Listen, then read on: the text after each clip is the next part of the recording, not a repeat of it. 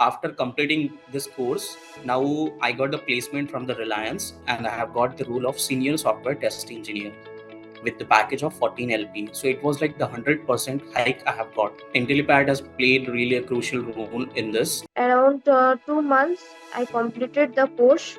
Before I joined Jackskill Private Limited, currently I am working in this organization. The course material and the Intellipaat training that I got, it helped me a lot in landing my dream job here. I reached on my destination where I targeted. I wanted to be an automation test analyst, and I'm an automation test analyst right now. And they gave me, to be frank, 25% of hike. At the same time, they gave me the analyst position. That we'll call it as a lead.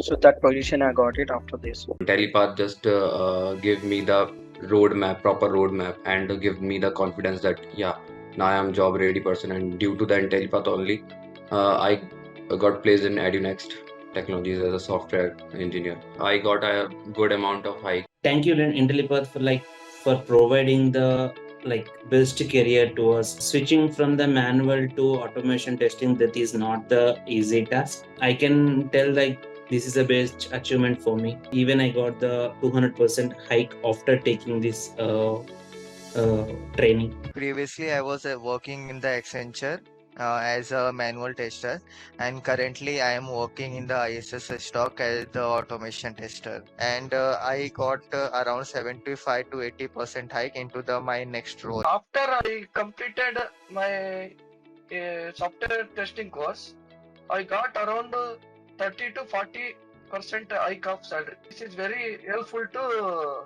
my career. Previously, I was working in Wipro as a senior project engineer, and I'm currently working in core.ai as a automation test engineer. I got 100% hike. I switched my role from QA analyst to software developer. So while I was serving as a QA analyst in TIA, after taking this course, I got the broader understanding. Due to that only, I got to work as a lead QA in one of the newly started projects wherein I was handling the team of 5. If I compare my TIA CTC with the newly offered CTC from UBS, it was close to 45%.